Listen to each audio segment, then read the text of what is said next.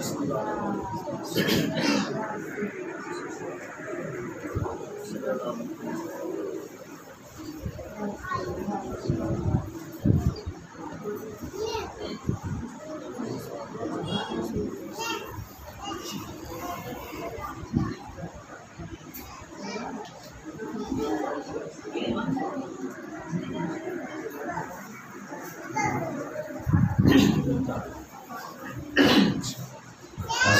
الله ونعم الوكيل ونعم المولى ونعم النصير. بسم الله الرحمن الرحيم. الحمد لله الذي لا يبلغ مدحته القائلون ولا يحصي نعماءه العادون ولا يؤدي حقه المجتهدون. الذي ليس لصفته حد محدود ولا نعت موجود ولا أجل ممدود. فطر الخلائق بقدرته ونشر الرياح برحمته وارتدى بالصخور ميدان أرضه. ثم الصلاة والسلام على الدافع جيشات الأباطيل والدامغ صولات الأضاليل. النور الساطع والضياء اللامع المنهاج البادي والكتاب الهادي المشهود بكعبة وهجرته بطيبة. مولانا ومولى الثقلين جد الحسن والحسين بالقاسم محمد.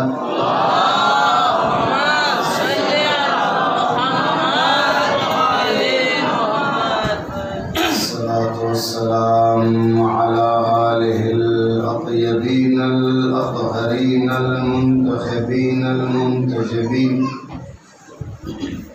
ولعنة الله على أعدائهم أجمعين من الآن إلى قيام يوم الدين. أما بعد، فقد قال الله تعالى وتبارك في كتابه المحكم وكتابه المتقن وقوله أحسن. بسم الله الرحمن الرحيم. يوم ندعو كل أناس بإمامهم.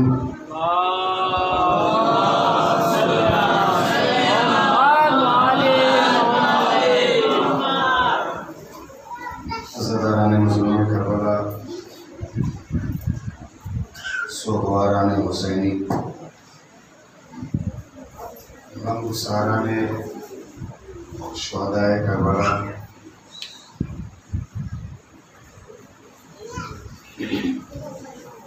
ہادی اور ہدایت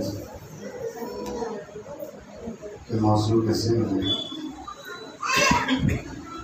آج ہماری اور آپ کی چوتھی گفتگو ہے. قبل اس کے عیسائی کلمات کے ضمن میں کچھ معروضات حضرات کے حوالے کروں. مؤدبانہ التجا یہ ہے کہ ایک بار الحمد اور ایک بار سورہ قل اللہ کے حضرات تلاوت فرما دیں.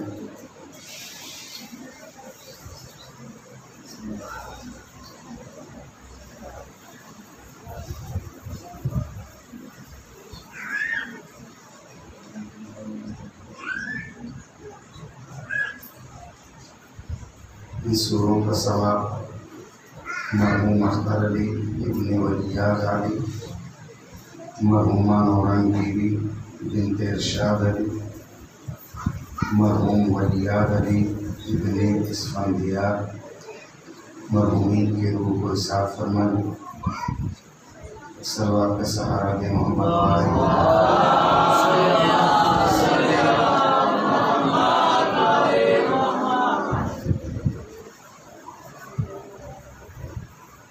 اللہ نے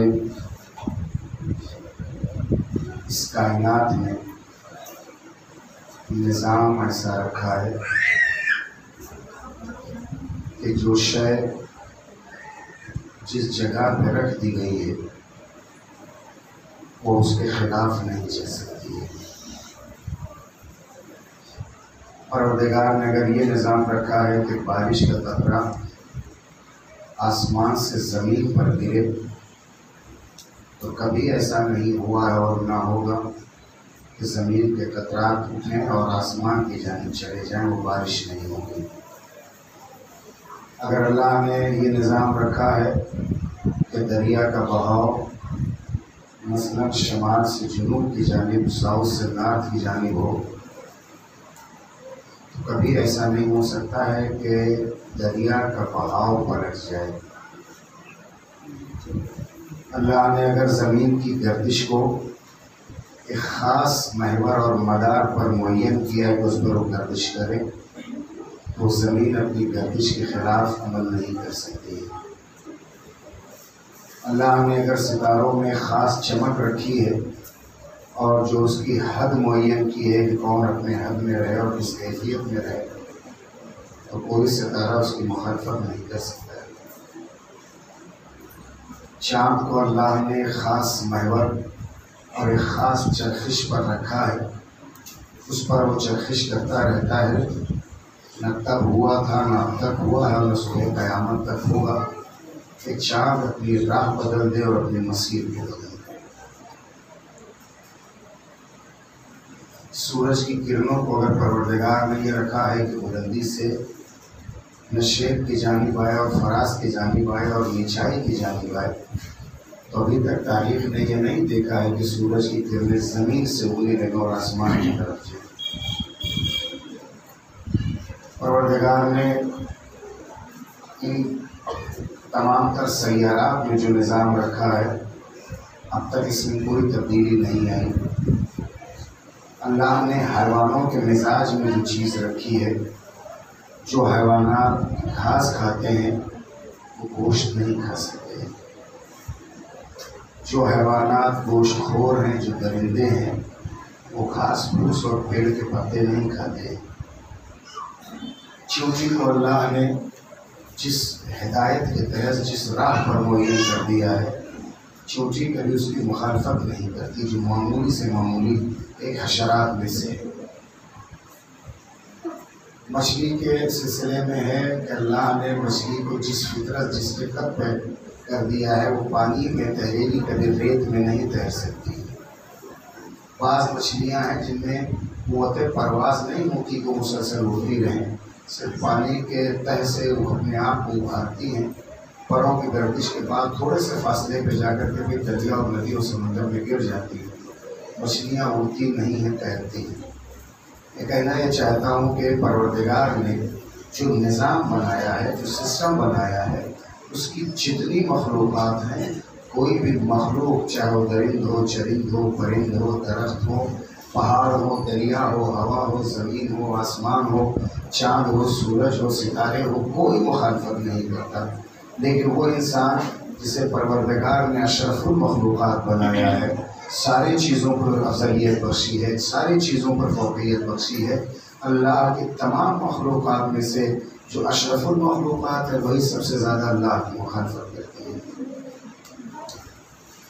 جبکہ دریا کی روانی کے لیے پروردگار نے کسی ہادی کو نہیں رکھا ہے ان موجوں کو پکڑ کر کے ایک ایک کے پیچھے ایک موجوں کو لے کے چلے جائے، جبکہ پروردگار نے ہادی کو اس لیے نہیں معین کیا ہے کہ وہ ہوا کو کس رخ پر لے کر کے جائے اور ہوا اس کے خلاف ورزی نہ کرے، پروردگار نے چاند اور سورج کی جو کرنوں اور شعاؤں کو، اس کی گرمی اور روشنی کو مہیا کیا ہے، اس میں کسی کو معمول نہیں کیا ہے کہ کہیں یہ چاند اور سورج تمہاری مخالفت نہ کر جائیں، اس لیے ہم نے کسی فرشتے کو مہیا کیا ہے۔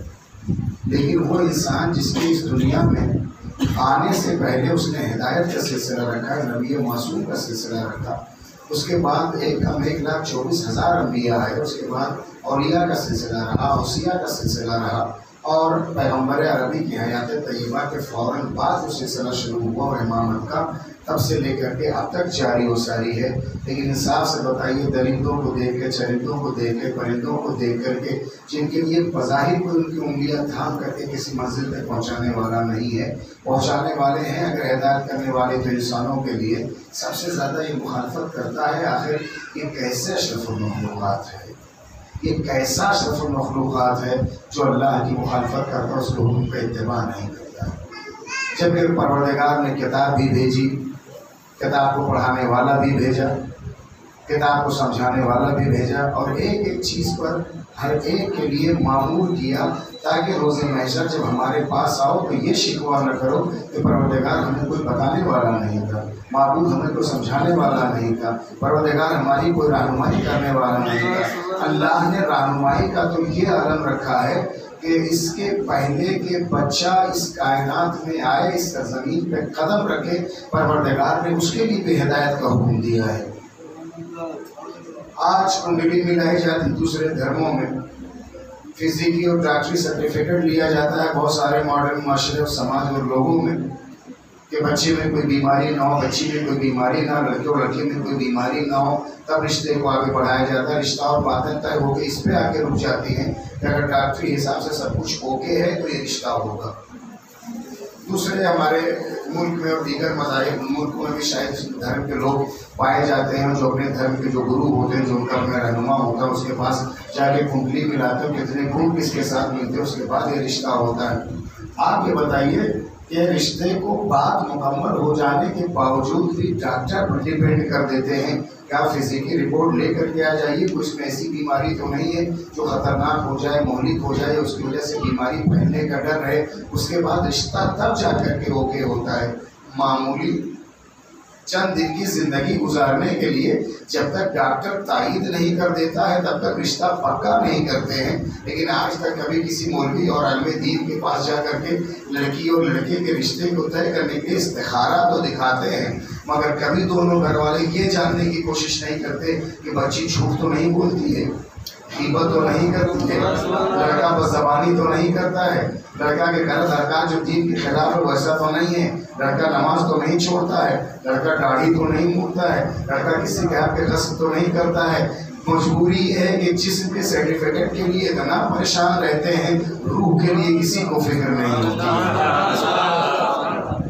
اگر روح کے سلسلے میں بھی ایسا معلوم کر لیا جائے کہ یہ جو بچی ہم لا رہے ہیں اپنے گھر کی بہو بنا کر کے لے کر کے آ رہے ہیں، اگر یہ نمام ہے، چغلخور ہے، غیبت خور ہے، ادھر کی بات ادھر، ادھر کی بات ادھر کرتی ہے، یہ اپنے عزیزوں کے ساتھ صحیح سے اس کا برتاؤ نہیں ہوتا، گھر میں آئے ہوئے رشتہ داروں کے ساتھ سیدھے منہ بات نہیں کرتی ہے، اپنا کوئی آ جاتا تو ایک گلاس پانی دینے کے لیے تیار نہیں ہوتی ہے، آپ یقین جانیے جو گھر میں اپنے بھائی کو ایک گلاس پانی دینے کے لیے تیار نہ ہو، وہ شوہر کی زندگی میں آ جانے کے بعد ناشتہ کبھی نہیں دے گی۔ اگر اپنے باپ کے اشارے پر اٹھ کر کے گھر کے امور کو انجام دینا اس نے نہیں سیکھا ہے تو سسرال میں جانے کے بعد سسر کی چاہے دوائیں ہوں یا نہ ہوں تو چاہے کہ جلدی چلے جائیں تاکہ راج شروع ہو جائے۔ اور اسی طرح سے جو آپ لوگ مسکرا کے بہت خوش ہو کے سن رہے ہیں، اگر یہ دیکھا ہے کہ یہ اپنی بہن کے ساتھ صحیح برتاؤ نہیں ہے، ہمیشہ غلط جملات رہتے ہیں، ہمیشہ ڈانٹ ڈپٹ کے بات ہوتی ہے، ہمیشہ بد کلامی کرتا ہے، ہمیشہ سخت لہجے میں بات کرتا ہے، تو جو اپنی سگی بہن کے ساتھ اچھے سے برتاؤ نہیں کر سکتا ہے وہ پرائے گھر کی لائی ہوئی لڑکی کے ساتھ پیار سے گفتگو نہیں کرے گا۔ جو دن کے دن گھر سے غائب کرے، رات کے رات جب 2 بجے 3 بجے جی چاہا تب گھر آئے، اور اگر ماں نے پوچھ لیا کہاں رہ گئے تو بہن نے پوچھ لیا یہ وقت تمہارے آنے کا देखा गए कहाँ थे, तो जो बरस पड़ता हो, जो मुंह में आए पग देता हो, मोबाइल फेंक देता हो, उससे गर्मी से काम लेता हो, ये तो शरीके हयात भी नहीं वाकई, जो शरीके हयात कहने को नहीं, जो मालिके हयात बन कर के आई। अगर उसने पूछ लिया कि इतनी देर से आप कहाँ आ रहे हैं, तो जो बहन पे गुस्सा कर चुका वो बीवी के साथ क्या बर्ताव करेगा? इसमें जरा ज्यादा सुभान अल्लाह बोलिए, कस रहते हैं। ये दोनों चीजें होती हैं रूहानी जिंदगी के लिए। कुंडली मिलाने से पहले और फिजिकल टेस्ट लेने से पहले अगर अखलाकी चीजों को मालूम कर लिया जाए तो ना घर में झगड़ा होगा, ना इख्तलाफ पैदा होगा, ना तलाक की नौबत आएगी, ना मैके में अगर की बेटी बैठेगी, ना ससुराल में उसको अजियत होगी।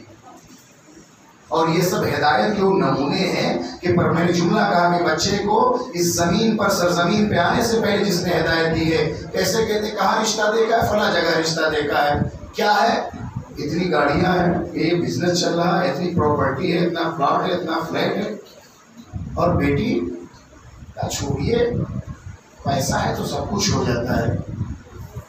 पैसा बहुत कुछ है, सब कुछ नहीं है। पैसा बहुत कुछ है, सब कुछ नहीं है।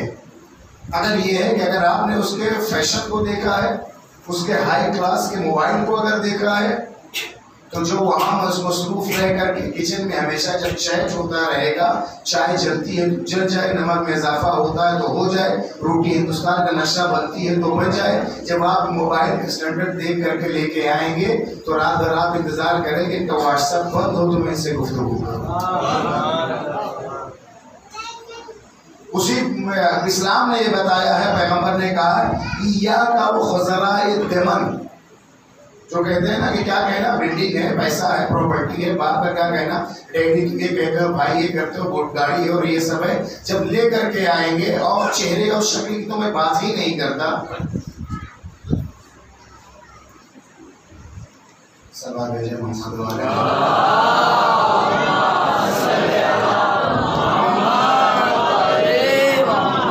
पैगंबर ने इन बातों की तरफ इशारा किया, इया का वो खज़राए दमन, जो घूर और कूड़े खाने पर जो गुलाब उगता है उससे बचो। लोग गुलाब देखते हैं, रंग देखते हैं, खुशबू का हो सकता है अगर नाक तक पहुंच जाए कॉलर से उतर के तो वो देखते हैं, लेकिन पैगंबर ने ये कहा कि घूर पे, कूड़ेदान और कूड़े खाने पर उगे हुए गुलाब से बचो। हो सकता है रंग रूप बहुत अच्छा हो सकता है लग्जरी गाड़ी में घूमती हो सकता है मोबाइल बहुत हाई क्लास हो जिसको आप दोनों हाथ में पकड़े तो संभाल ना पाते हो सकता है ऐसी गाड़ियों में घूमने वाली हो, लेकिन ये घूर पे उगा हुआ वो गुलाब है कि ये जहाँ जाएगा खुशबू के बजाय वहाँ बदबू ही फैलाएगा। हो सकता है आप किसी बच्चे को देख लेते, क्या सरकारी नौकर है, क्या तनख्वाह है, 1 लाख के प्लस पे जाते हैं, वो तो ठीक है 1 लाख प्लस उनकी तनख्वाह है, लेकिन जब वो ऑफिस जाते हैं तो ऑफिस जाने से पहले कहाँ जाते हैं, ऑफिस जाने के जब खत्म हो जाता है उसके बाद कहाँ जाते हैं, इनकी गैदरिंग क्या है, इनकी पार्टी क्या है। जब ये घर आते हैं तो क्या अपने पैरों पे सही चलते हुए आते हैं कि इतना लहराते हुए आते हैं कि सोच दुनिया लहरा रही है। तो जो पैसों पर खरीदे और बेचे जाते हैं वो मामलात होते हैं, रिश्ते नहीं होते हैं। घर में बहू को शादी करके लाइए, खरीद के ना लाइए। अगर खरीदना है तो खूबसूरत से खूबसूरत गुड़ियों को खरीद के लाइए, सजा दीजिए, न बोलेगी, न एतराज़ करेगी, न कुछ कहेगी। मज़े की बात यह है कि जो सिर्फ चाँद जैसी बहू चाहते हैं, जो लोग सिर्फ चाँद जैसी बहू चाहते हैं और सिर्फ चाँद जैसी बहू ले आते हैं तो दिन में वही तारे दिखाती है। सलावत भेजे मोहम्मद वाले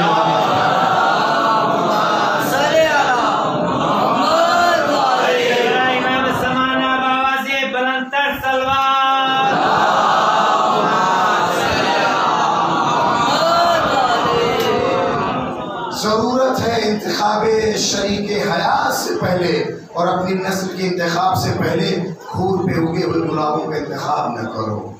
मैंने आज तक किसी नादान को नहीं देखा है, अगर वो अक्ल का, अगर वो सालिम है अक्ल का, उसकी अक्ल काम कर रही है तो अगर एक दाना भी डालता तो मैंने कभी अंगारों के हवाले दाने को करते हुए नहीं देखा है। اگر کوئی معمولی پودا لگاتا ہے تو ہر دن اسے پانی دیتا ہے، دھوپ سے بچاتا ہے، چھاؤں سے بچاتا ہے، پرندوں اور چرندوں سے بچاتا ہے کہ اسے نقصان نہ پہنچاتے، نہ حد سے زیادہ اس میں پانی ڈالتا ہے کہ جڑیں گل نہ جائیں، اور کہیں اس کو سوکھا نہ رکھتا کہ درخت سوکھ نہ جائے۔ زندگی میں اعتدال کی اتنی ضرورت ہے، جس کسی کو شریک حیات لائے ہیں لفظوں کا ہر دن اتنا پانی اتنا پانی اتنا پانی نہ ڈالیں کہ آپ کو برتن دھوتے دھوتے گھر کا پانی ختم ہو جائے۔ اور زندگی میں اتنی سختی بھی نہ لے کر کے آئے کہ شریک حیات بن کر کے جو آئے اسے نوکرانی اور غلام نہ سمجھیں۔ سماج میں یہی ہوتا ہے، آپ سوشل میڈیا پہ دیکھیں، میڈیا پہ دیکھیں، کتنے مسائل کھڑے ہوتے ہیں۔ آج آپ لوگ کو تو ماشاءاللہ پاکیزہ سماج ہے، نہ آپ لوگ جہیز لیتے ہیں نہ دیتے ہیں، ہے نا؟ کئی لوگ سر ہلا رہے، کچھ لوگ ڈر رہے ہیں، جو سر ہلا رہے انہیں کی سلامتی کے سلوات بھیج دیں۔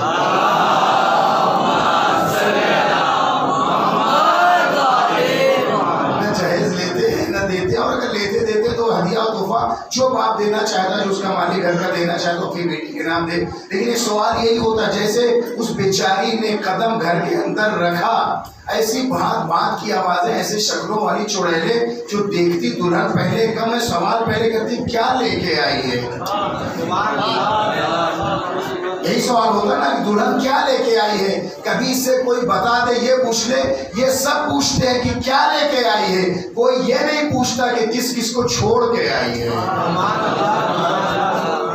باپ کو چھوڑا، بھائی کو چھوڑا، بہن کو چھوڑا، گھر خاندان کو چھوڑا، کسی ایک کے سہارے بن کر کے آئی ہے۔ تو اگر جس کے سہارے آئی ہے، یہ دیکھنا ہوگا کہ اگر وہ اپنے ساتھ تلاوت قرآن لے کر کے آئی ہے، مجلس حسین لے کر کے آئی ہے، نوحہ حسین لے کر کے آئی ہے، حدیث قصہ کی تلاوت لے کر کے آئی ہے، صبح نماز صبح کے بعد قرآن کی تلاوت لے کر کے آئی ہے، یہ آئی ہے جو گھر کو جنت بنانے آئی ہے، تو آپ کو چاہیے کہ یہی شریک حیات ہے۔ اور اگر گھر کے پردوں کو بدلنے کے بعد اگر گھر کا ماڈل اور ہیئر اسٹائل بدلا ہے تو ماڈل آئی ہے، بیوی نہیں آئی ہے۔ قرآن پڑھتی ہوئی کو لائیے تاکہ گھر کا ماحول بدلے۔ جب آپ کے بچے کچھ بولنا شروع کریں تو قرآن پڑھیں، پویم نہ سنائیں۔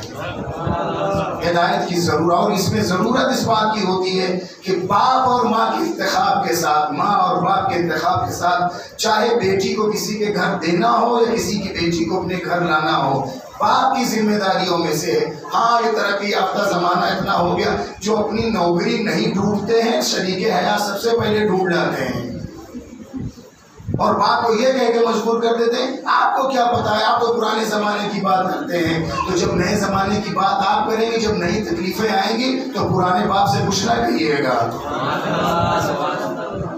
اس کے لیے ضرورت یہ ہے کہ باپ کی باتوں کو مانا جائے۔ لائق سلام ہے وہ اولادیں جو اپنے باپ کی گفتگو پر عمل کرتے ہیں، باتوں پر عمل کرتے ہیں، اور اللہ ایسی کو نیک اور صالح اولاد قرار دیتا ہے، جن کی نسلوں میں پروردگار کوئی ضروری نہیں کہ سب مجتہد ہو، سب عالم ہو، کوئی ایک بھی اگر عالم نہ ہو، سب کے سب انجینئر ہو، ڈاکٹر ہو، پائلٹ ہو، اور جس بھی ملک میں رہے اس ملک کے اگر اچھے اعلیٰ عہدیدار پر ہیں، لیکن اگر دیندار ہیں تو ایک صالح اولاد ہے۔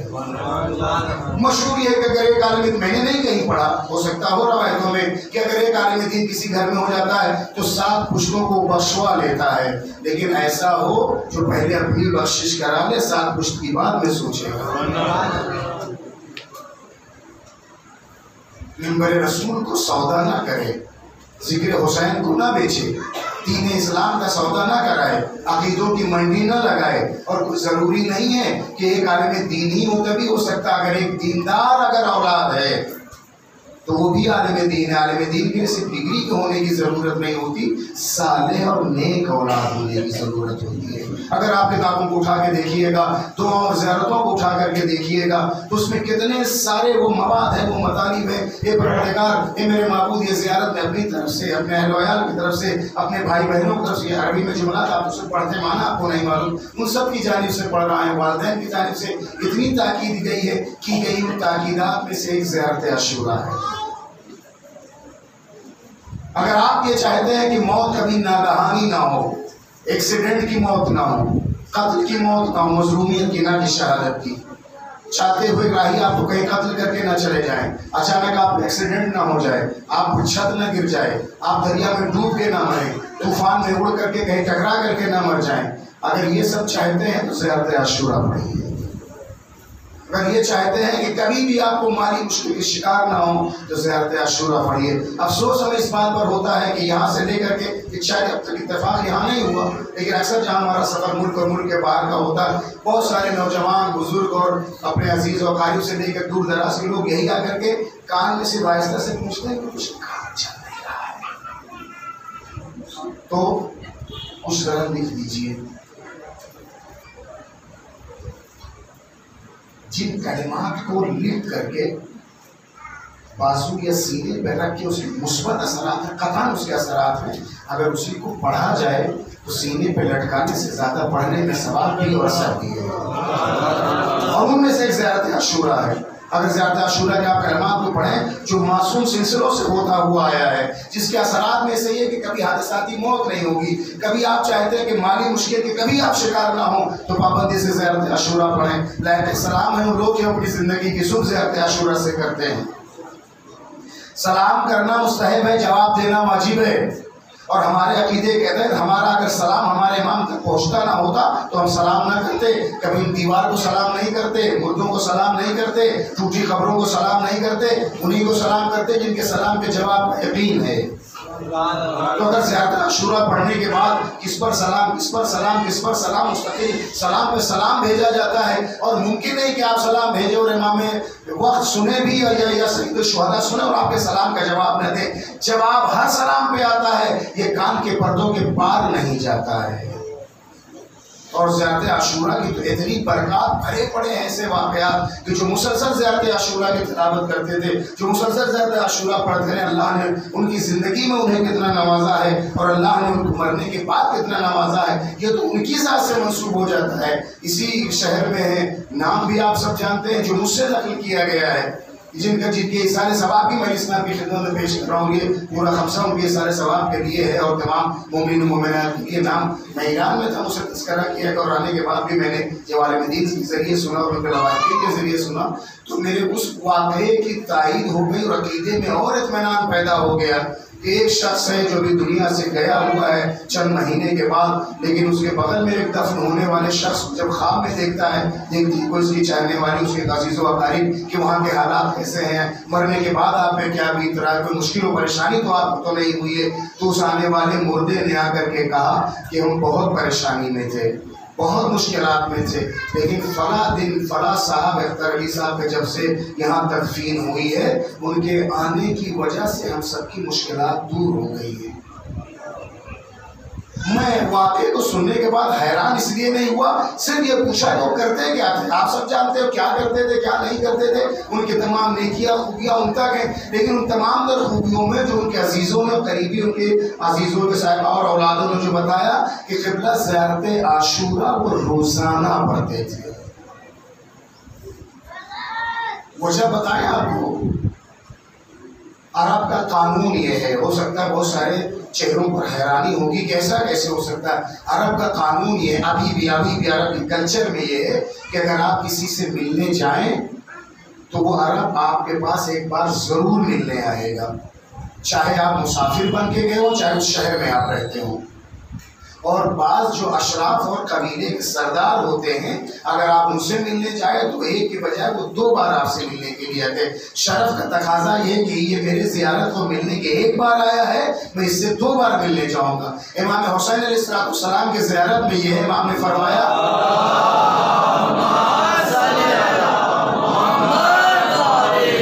کہ اگر تم میری زیارت کو 1 بار آؤ گے تو میں تمہاری زیارت کو 3 بار آؤں گا۔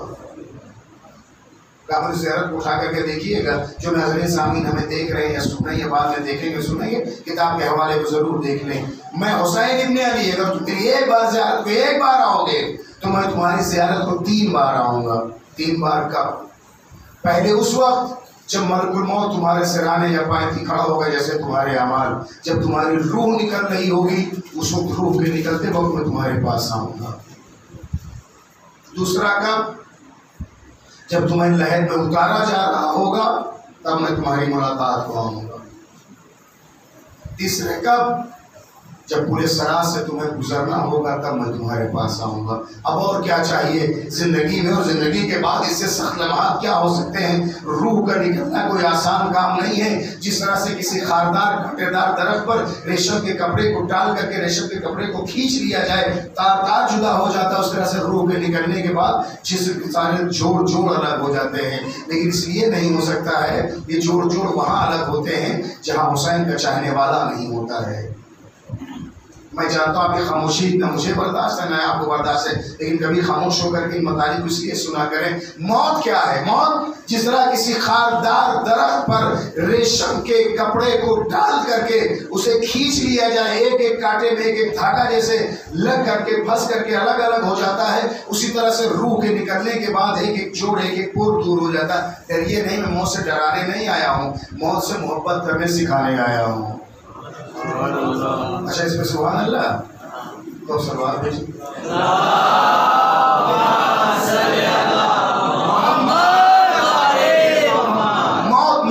موت یہ ہے کہ اگر کسی خاردار درخت میں ریشم کے کپڑے کو ڈال کر کے کھینچ لیا جائے، تار تار اگر الگ ہو جاتا ہے، تو اگر جسم سے جب روح نکلتی ہے تو تار تار ایک ایک پور جڑا ہو جاتے ہیں، ایسی کیفیت ہو جاتی ہے. لیکن یہ ان کے لیے جن کو موت آتی ہے، یہ ان کے لیے ہے جن کے لیے موت آتی ہے. یہ تاریخ کا صرف ایک چیپٹر میں ایک لائن پڑھوں گا. جب تاریخ نے لکھا ہے کہ زلیخا کی محبت پر یوسف سے متعلق ہونے پر جب تمام مصر کی عورتوں نے تانا دیا، تو شہزادی ہے، تو ملکہ ہے، تو یہاں کی یہ ہے اور وہ ہے اور ایسی ہے اور ویسی ہے. ایک غلام کی محبت میں گرفتار ہو گئی، ایک محبت ایک غلام کے عشق میں تجھے اتنا تک مجبور کر دیا. تو آیت قرآنی نے جو نقل کیا تفسیر کے ساتھ میں نقل کر رہا ہوں کہ زلیخا نے یوسف کی بارگاہ میں آ کے ہاتھوں کو جوڑ کر کے یہ کہا کہ لوگ ہمیں تانے دیتے ہیں کہ غلام سے ہم نے اپنے دل کو لگا لیا ہے اور وہ کیا جانے کہ ہم کس سے متعلق ہیں، لیکن اتنا کرم فرمائے کہ ہمیں ان سب کو دعوت دی. اب یہاں سے سورہ یوسف کو ضرور پڑھیے گا. ان لوگوں کو بلایا، سوا اتنا کرم کریں کہ یہاں لوگ بیٹھی ہیں اور سب حجاب اور پردے میں کشتے پردہ، آپ یہاں سے گزر جائیے. یوسف کسی کو نہیں دیکھ رہے تھے، لیکن ان کے گزرنے کا انداز یہ تھا کہ وہ جتنی عظیم مصر کی عورتیں تھیں زلیخا سمیت سب یوسف کو دیکھ رہے. یوسف سر کو جھکا کر کے گزر رہے تھے. قرآن نے کہا ہے کہ زلیخا نے ہر ایک کے ہاتھ میں ایک پھل دیا تھا اور ایک چاقو دیا تھا. کہا جب میرا یوسف گزرے گا تو اس چاقو سے اپنے جو ہاتھ میں لیے ہوئے پھلوں کو کاٹ دینا. قرآن فقطعہن ایدیہن، جیسے یوسف گزرے تھے کہا تھا بسم اللہ، جیسے یوسف گزرے اشارہ کیا پھلوں کو کاٹ دو. تاریخ نے لکھا ہے کہ یوسف جیسے گزرے ساری خواتین نے چاقو کو چلایا پھل کو کاٹنے کے لیے، پھل نہیں کٹا. قرآن کیا فقطعہن ایدیہن، انہوں نے اپنے ہاتھوں سے اپنی انگلیاں کاٹ لی تھی. کیوں؟ اس لیے کہ یوسف کو دیکھنے میں اتنی مہر ہو گئی تھی کہ انگلیوں کے کٹنے کا احساس نہیں ہوا.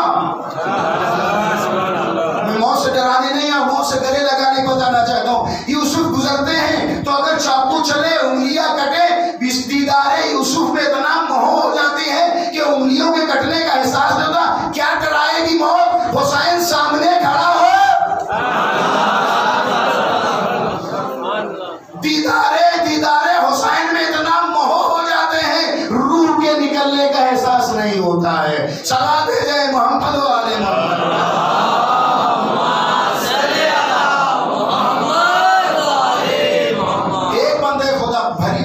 بھرے پڑے ایسے واقعات اور ایسی داستانیں. ایک خاتون تھی زیارت عاشورہ پڑھتی تھی، غریب تھی، بیوہ تھی، لاوارث تھی، کوئی پوچھنے والا نہیں تھا. لیکن اس کے دفن ہونے کے بعد میں اس واقعے کے دعوے کی دلیل بتا رہا ہوں. بڑے بڑے واقعات آپ زیارت عاشورہ کے فوائد اور واقعات نیٹ پہ سرچ کر لیں اور کچھ ڈھونڈنے کے بجائے گوگل سے کبھی یہ بھی پوچھ لیا کریں. کسی شہر میں جاتے ہیں تو اتنے راستے پوچھتے ہیں، لیفٹ ہے رائٹ ہے، لیفٹ ہے رائٹ ہے، اسٹریٹ ہے، اس چوراہے سے یہاں سے وہاں جائیں. ایک شہر میں جانے کے لیے حضرت علامہ گوگل سے اتنا پوچھتے ہیں. اور جنت کا راستہ کبھی کسی مولوی سے پوچھا؟ بس یہ افسوس کی بات ہے گوگل پہ اتنا بھروسہ، جو کہہ دے وہ صحیح کہے گا. جس نے زندگی کے 50 سال علم دین میں گزار دی اس پر کوئی بھروسہ نہیں. صلوات بھیجیں محمد و آل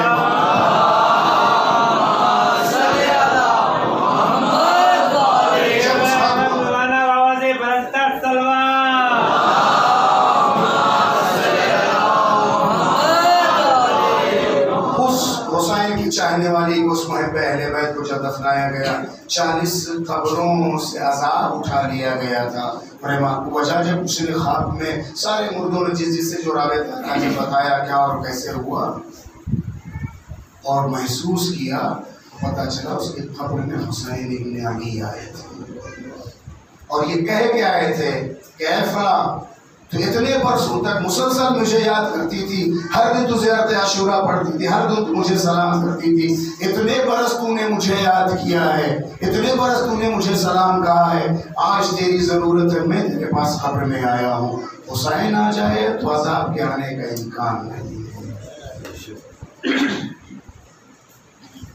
بھرے پڑے واقعات زیارت عاشورہ اپنی زندگی کا جز بنائیے۔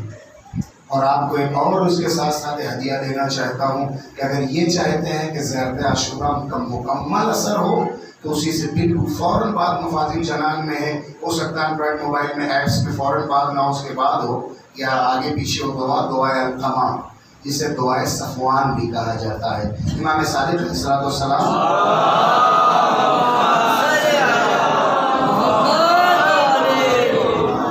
جب زیارت امام حسین علیہ السلام کو آئے تھے اور نجف بھی آئے تھے، تو امام کے حسین کی زیارت کے بعد جب آپ نجف آئے اور نجف کی زیارت سے جب آپ مدینے واپس ہونا بھی آپ نجف جائیے گا تو مقام امام صادق ہے، جو لوگ گئے وہ جانتے ہیں، کربلا میں بھی اور نجف میں بھی ہے جہاں آپ آ کے قیام کرتے تھے، وہاں کھڑے ہو کر امیر المومنین کو ودا کرتے ہوئے رخصت ہوتے ہوئے جو امام نے جو زیارت جو سلام پڑھی ہے دعا پڑھی ہے وہ سب پوچھے، کوئی نام نہیں دے سکتے۔ اگر آپ دعائے القمہ کہیے گا تو اس میں بہت سارے کلام سلام کے بھی ہیں، سلام کہیے گا تو دعا، بہرحال دعائے القمہ یا دعائے صفوان کے نام سے مشہور ہے۔ صفوان صحابی نے چونکہ نقل کیا ہے یا القمہ نے، اس لیے ان کے نام سے منسوب ہو گئی ہے وہ دعا۔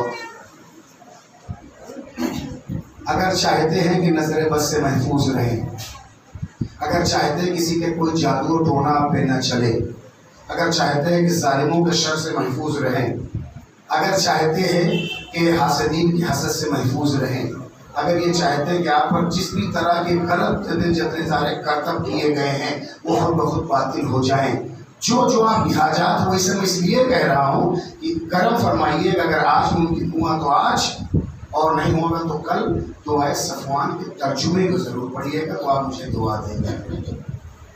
جو آپ چاہتے ہیں، جو زندگی کی پریشانیاں ہیں، زیارت عاشورہ کے تکمیل کے بعد امام کے کلمات ہیں، میں وقت نہیں کہ اس پر میں تبصرہ کروں، کلمات کو دہراؤں، بس 2-3 جملے پر پروردگار جو اپنی زبان کے ذریعے مجھے اذیت پہنچانا چاہتا ہے اس کی زبان سے مجھے محفوظ رکھ، یہ تو القمہ کے فقرات ہیں۔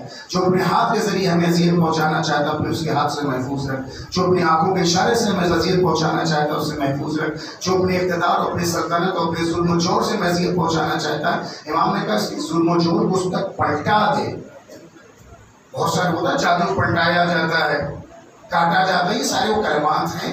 کیا کریں، افسوس ہے، اللہ کا شکر ہے کہ یہ پاکیزہ مجمع ہم سے خواہش کرتا ہے کہ اس موضوع پہ گفتگو کریے، اس پر ہمیں بتائیے، اور میں ان جوانوں کا واقعی شکر گزار ہوں جو میں نے 25 سال 30 سال حوصے میں پڑھا ہے، تنہائی کی نظر ہوئی جا رہی تھی اساتذہ کی باتیں، وہ ہمارے پاس آ کے بیٹھ کے کبھی کوئی گپے نہیں لڑاتا، جو بھی آتا ہے صرف سوال کرتا ہے، آگا یہ کیا ہے، آگا یہ کیسے ہو سکتا ہے، آگا یہ میں نے سنا، آگا یہ میں نے نیٹ پہ دیکھا، جو مجھے آتا ہے بتاتا ہوں، جہاں ڈاؤٹ ہوتا ہے میں کہتا ہوں آپ پوچھیں، میں اپنے استاد سے اپنے بڑے بھائیوں سے دیگر سے آپ کو پوچھ کے بتاتا ہوں۔ اللہ کا شکر ہے اس ممبر سے مطالب کو آپ سن رہے ہیں، ورنہ اس وقت تو ایک ٹریڈ یہ بن چکا ہے کہ اس مجلس میں کتنے نعرے لگے، کتنا دھمال مچایا گیا، کتنا شور شرابہ بظاہر کیا گیا، وہی مجلس کامیاب شور شرابے سے نہیں ہوتی، مجلس وہ کامیاب ہے جس سے اللہ راضی ہو جائے اور امام زمان راضی ہو جائے۔ ایک سوال کا سہارا دے کے قدم ذرا آ گیا۔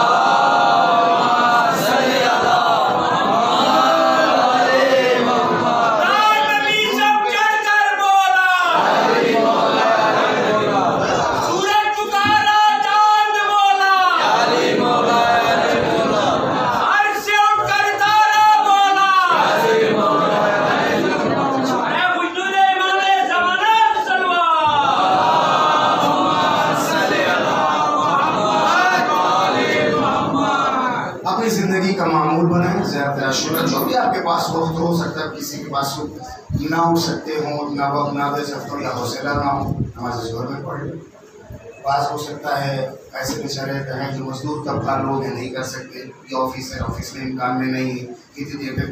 مغرب کا ایسا وقت ہوتا ہے عام طور سے صبح اور مغرب کا، مزدور ہو یا آفیسر ہو، یہ وقت اس کے فری ہونے کا ہوتا ہے، اس میں بھی نہیں ہو سکتا سونے سے پہلے۔ کتنی دیر لگتی ہے، پڑھنے میں تکلیف ہوتی ہے، وائس زیادہ شورا رکھ لے موبائل میں، بہت ساری ہیں اس میں ایپس ہیں، بہت آرام سے وہ کلمات کو پڑھتا ہے، ساتھ ساتھ آپ سننے کا بھی ثواب، دہرانے کا بھی ثواب ہے۔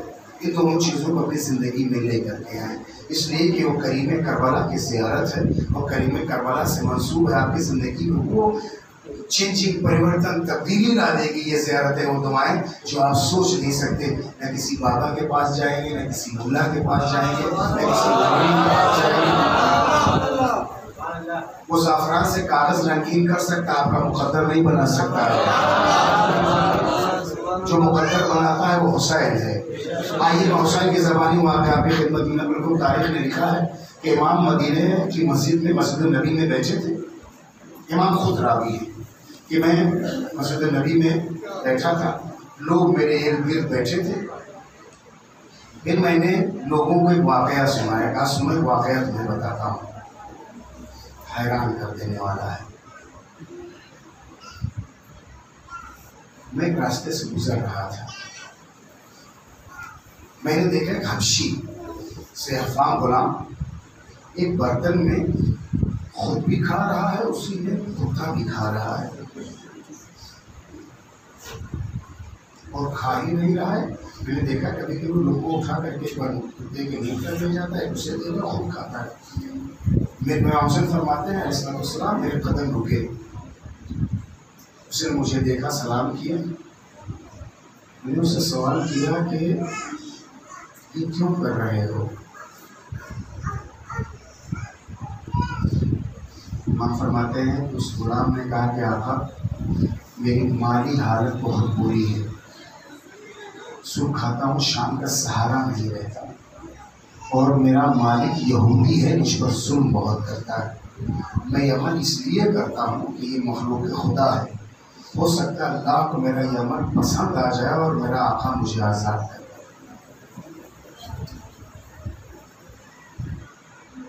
مولانا اس لیے کرتا ہوں میری مالی حالت ٹھیک نہیں، صبح کھاتا ہوں شام کا سہارا نہیں رہتا، یہودی ہے میرا آقا، میرا مالک مجھ پر اتنا ظلم کرتا کہ اب سہا نہیں جاتا، میں اس مخلوق خدا کو اس لیے کھلا رہا ہوں کہ اللہ کو یہ بات اچھی لگ جائے، ہو سا ہو ایک دن میرا مقدر سمجھ جائے۔ امام نے فرمایا میرا آقا کون ہے؟ نام دیا کہ فلاں یہودی، کہو تو میرے ساتھ چل۔ اس نے کھانے کو ختم کیا، ہاتھوں کو دھوئے اور امام کے ساتھ چلا۔ امام کہتے کہ میں گیا اس یہودی کے پاس، اور یہودی کے پاس جانے کے بعد کہا کہ اس غلام کو تو کتنے پیسوں میں بیچے گا؟ اس غلام کو کتنے پیسوں میں بیچے گا؟ امام فرماتے کہ وہ میری مراد سمجھ گیا۔ اس نے کہا فرزند رسول بیچنا کس بات کا، آپ کو یہ چاہیے تو میں نے یہ غلام آپ کو بخش دیا ہے، اگر آپ کو یہ غلام چاہیے تو میں بیچوں گا نہیں، یہ میں نے اسے تجھے آپ کو بخش دیا ہے۔ امام کہتے لیکن میں نے 200 درہم اسے دے دیے تھے۔ اس نے کہا میں پیسے نہیں لوں گا۔ امام نے فرمایا ہمارے محمد جو دے دیتے اسے واپس نہیں لیتے، ہمارے محمد جو دے دیتے اسے واپس نہیں لیتے۔ آقا آپ فرزند رسول یہودی ہے وہ، لیکن کہا فرزند رسول یہ غلام میں نے آپ کو بخش دیا ہے۔ امام نے مسکرا کے کہا اور کہا سے کسی کو بخشا ہی نہیں ہے، وہ باغ دیکھ رہے کھجور کا، اشارہ کہ وہ باغ کھجور کا آپ دیکھ رہے ہیں، یہ غلام بھی بخشا ہے اور یہ باغ بھی میں آپ کو ہدیہ دے رہا ہوں چونکہ آپ میرے دروازے پر آئے ہیں۔ اگر ایک یہودی کے دروازے پہ حسین چلا جائے تو وہ امام نہیں مانتا ہے، رسول کو رسول نہیں مانتا ہے، لیکن حسین کو صاحب کرم مانتا ہے۔ یہ غلام میں نے آپ کو بخشا اور یہ بات بھی میں آپ کو دے رہا ہوں۔ یہودی کا کرم یہ ہے کہ امام کو غلام بخشا اور باپ کو ہدیہ میں دیا، وہ علی کا بیٹا ہی کیا، وہ فاطمہ کا لخت جگر ہی کیا، مسکرا کے کہا اس غلام کو آزاد کیا، یہ باپ میں نے اس کو ہدیہ کیا۔ अल्लाह अकबर, अल्लाह अकबर। इमाम ने मुस्कुरा के कहा, तूने मुझे बख्शा है, मैंने इस गुलाम को आज़ाद किया है। ये बात जो तूने मुझे हदिया किया है, मैंने इस गुलाम को बख्श दिया है। इमाम कहते हैं ये मंजर, ये वाक़े, इस माजरे को उसकी खड़ी हुई बीवी दूर से देख रही थी। दौड़ी हुई जैसे ही मैंने कहा आज़ाद किया, ये बाप इसको बख्शा है, वो दौड़ करके करीब आएगा। फर्जंद रसूल आज तक मैं इस्लाम नहीं लाई थी, लेकिन इस बख्शिश और करम को देख करके मैं इस्लाम कबूल करती हूँ और अपने शौहर का महर माफ़ करती हूँ। करम, करम का दरिया देखें आप, करम का दरिया देखें आप। कहा कि गुलाम दिया है, बाप दिया है। इमाम ने कहा गुलाम को आज़ाद किया है, बाप को इसको बख्शा है। बीवी दौड़ी हुई है, इस्लाम कबूल करने का ऐलान करती है, अपना महर माफ़ करती है। जैसे ही महर को माफ़ किया, इस्लाम का ऐलान किया, शौहर ने मुस्कुरा के कहा, फर्जंद रसूल मैं इस कारवां में पीछे नहीं रहना चाहता हूँ, मैंने इस्लाम कबूल किया। अब तक के मेरे पास जितनी मालियत और मिल्कियत है सब मैंने अपनी बीवी के नाम किया। हुसैन का कदम जिस जगह पहुंच जाए, एक गुलाम आजाद होता है, शौहर का महर माफ होता है, बीवी इस्लाम लाती है, मालिक मकान बन जाती है, शौहर की जिंदगी बदलती चली जाती है। मेरे दोस्तों, एक गुलाम की आजादी के लिए हुसैन गया था, कितनों का मुकद्दर बदलता चला गया है। एक एक एक की आजादी के लिए गया था, कितनों का मुकद्दर बदलता चला गया। उठाओ ज़रत आशूरा, हर दिन पढ़ते जाओ, जब तक अल्लाह ने हयात दी, 10 साल 20 साल 50 साल यहाँ हो सकता है तुम एहसास न कर पाओ, लेकिन जब आंखों के पर्दे उठा दिए जाएंगे तब अफसोस करोगे कि एक ही बार क्यों पढ़ा था। काश जिंदगी में नहीं रोजाना 2 बार पढ़ी होती, काश 3 बार पढ़ी होती। इस ज़रत आशूरा नहीं पढ़ी, काश हुसैन को 2 बार सलाम कर लिया होता, काश हुसैन को 3 बार सलाम कर लिया होता। पछतावे से पहले अभी वक्त है ये अमल अंजाम दे दे। कितना करीम है ये हुसैन, कितना करीम है ये हुसैन। कूफे में कई बरस से कहत पड़ा, दरख्त सूख गए, सहरा के तमाम तर दरख्त बिल्कुल कांटा बन करके रह गए, दरियाओं का पानी कम हो गया, मकसद का पानी खत्म हो गया। सारे अहले कूफा, उस वक्त मौला अमीरुल मोमिनीन कूफे में थे और आपकी खिलाफत ज़ाहिरिया का दौर था। सारे अहले कूफा फरियादी बन करके आए दर अमीरुल मोमिनीन पर, या अली आपके रहते हुए खत पड़ गया, मौला आपके रहते हुए पानी के हम मोहताज हो गए, मौला आपके रहते हुए आसमान हमसे रूठ गया, मौला आपके रहते हुए रहमत परवरदिगार हम पर नाज़िल नहीं हो रही। हाथों उठा के दुआ कर दीजिए, हाथों उठा के दुआ कर दीजिए ताकि परवरदिगार बारान रहमत भेजे। तारीख में लिखा है कि मौला ने एक बच्चे की जानिब, बच्चा ने अपने बेटे की जानिब देखा, हुसैन से कहा मेरे लाल जाओ इनके लिए दुआ कर दो। इमाम से सलाम उठे, सहरा में आए, हाथों को उठाया। तारीख ने लिखा है कि बहुत रुक रुक के 2-3 जुमले कहे, ए करीम परवरदिगार तमाम तारीफें तेरे लिए हैं, सलवात रसूल वाले रसूल पर, तू करम को नाजिल करने वाला है, तू साहिब रहमत व बरकत। परवरदिगार तू बारिश के क़तरात को भेज दे ताकि ज़मीन जलथल हो जाए, दरख्त दोबारा हरे भरे हो जाए और ज़रूरतमंदों की मुश्किलात पूरी हो जाएं। अभी जुमला ख़त्म होके हुसैन के लब एक दूसरे से मिले और दूर नहीं हुए थे कि दौड़ते हुए स्याह बादलों का तूफान आया है और सरों पे साया किया, लम्हात नहीं बीते कि कूफा जलथल हो गया। सहरा कूफा में से पानी पानी दिखाई दे रहा था। बरसों तक जब भी लोग अहले कूफा बैठते तो कहते थे कूफा हुसैन का मकरूज है, कूफा हुसैन का मखरूज है। हम सब प्यासे हो गए थे तो हुसैन ने पानी पिलाया था, लेकिन हमारे हुसैन की मजलूमी सिर्फ कूफे के बाहर सिर्फ हुर को ही पानी नहीं पिलाया है, सिर्फ हुर के लश्कर ही को नहीं, ये कूफा भूला नहीं है, पूरे शहर कूफा के चरिंदों परिंदों और हैवानात और इंसानों सबको सैराब किया है। लेकिन यही कूफी थे जिन्होंने हुसैन को एक खतरे आब नहीं दिया है, जिसका नन्हा सा बच्चा सिर्फ पानी के मर गया, और अगर पानी के सवाल के लिए गया है उस बच्चे की प्यास बुझाया है तो तीर मार करके। मेरी माँ बहनों तुम्हारे शुक्रगुजार है, तुम्हारे गिरिए की आवाज में शफात का जरिया बचा दिए। عزیزو آپ بھی ایسے گریہ کریں کہ شہزادی کے دل کا مرہم ہو جائے. آپ کا باپ یا عزیز خدا نخواستہ دنیا سے گزر جائے تو شرما کے روئیں گے, دیواروں سے سر ٹکراتے ہیں. زہرا کا لال حسین اس دنیا سے چلا گیا نہیں ہے, لاش پہ گھوڑے دوڑا لیے گئے. ماں بہنوں, تمہاری گودیوں میں جو بچے ہیں نا, ان کے اوپر تم خود جانتی ہو, 6 مہینے کے بچے کو جب کبھی پیار کرنا تو گلے پہ پیار نہ کرنا, رباب کا کلیجہ چھنی ہو جاتا ہے.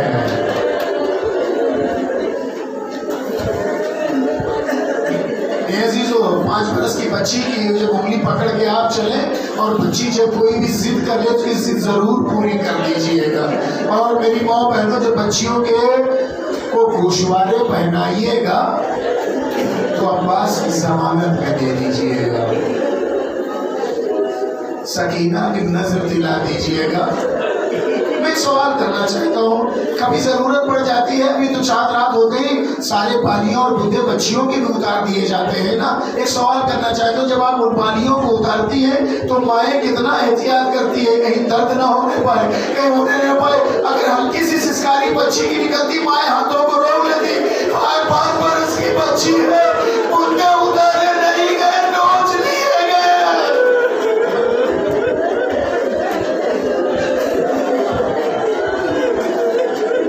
ابھی بھی لہر میں جو بچی سو رہی ہے, اس کے رخسار پہ نیلے نشان ہے, اس کے کرتے کا دامن چلا ہوا ہے.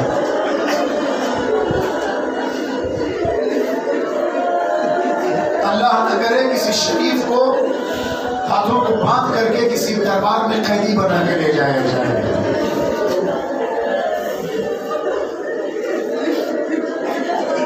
تاریخ نے لکھا کہ کسی نے امام سجاد سے پوچھا, مولا کربلا سے کوفہ, کوفے سے شام کا جو آپ کا سفر رہا ہے, سب سے زیادہ آپ کو کہاں اذیت ہوئی ہے؟ تو آپ تاریخ نے لکھا فتکرر 3 مرات الشام الشام الشام. امام نے 3 بار جملے کو دہرایا, شام شام شام. جو پوچھنے والے صحابی نے پوچھا آپ کا کیوں؟ اس لیے کہ میرے ہاتھوں میں ہتکڑیاں, پیروں میں بیڑیاں تھیں, اونٹ کی مہار میرے ہاتھ میں دے دی گئی تھی, میری ماں اور بہنوں بھوبیوں کو ننگے سر پھرایا جا رہا تھا, منادی نیتا دیتا جا رہا تھا, یہ علی کی بیٹیاں ہیں, یہ رسول کی نواسیاں ہیں.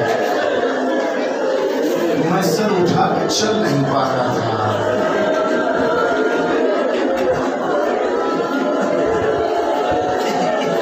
میں نے جملہ کہا تھا, میں پھر دہرانا چاہتا ہوں, اگر آپ بازار شام سے دربار یزید تک جائیں, اگر آرام سے چلتے ہوئے جائیں تو 15 سے 17 منٹ لگتے ہیں, اور اگر تیز چلتے ہوئے جائیں تو 6 سے 7 منٹ لگتا ہے بازار شام سے دربار یزید تک. جنہوں نے زیارت کی وہ جانتے ہیں. تاریخ نے لکھا علی کی بیٹی کو 72 گھنٹے لگے.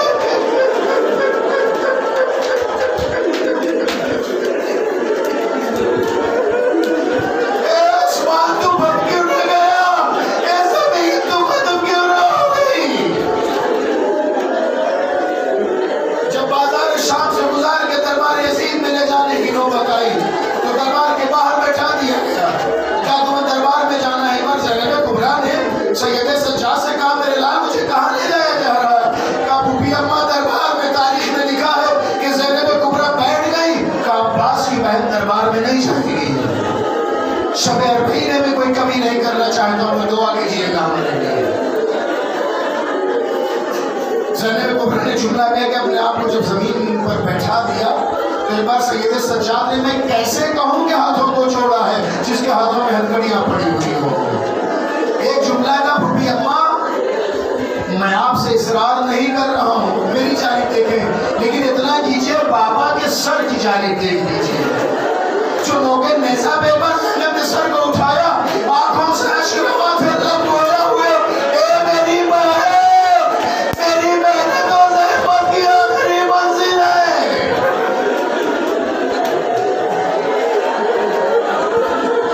اے میری ماں جائی, تمہارے امتحان کی آخری منزل ہے. تاریخ نے لکھا زینب نے زمین پہ ہاتھ رکھا, یا علی کہہ کے کھڑی ہوئی. 7 دروازے تھے یزید کے محل پہ پہنچنے کے لیے.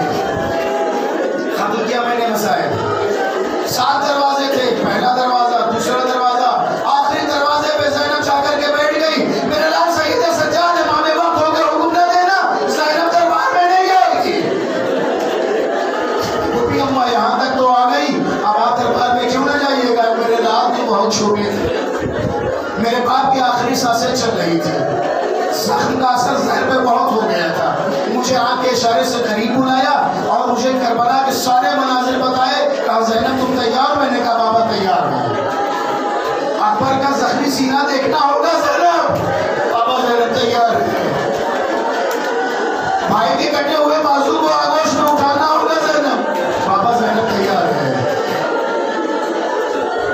حسین کے سر موقع نیزہ پہ بلند ہوگا زینب. بابا زینب دیکھ لے گی.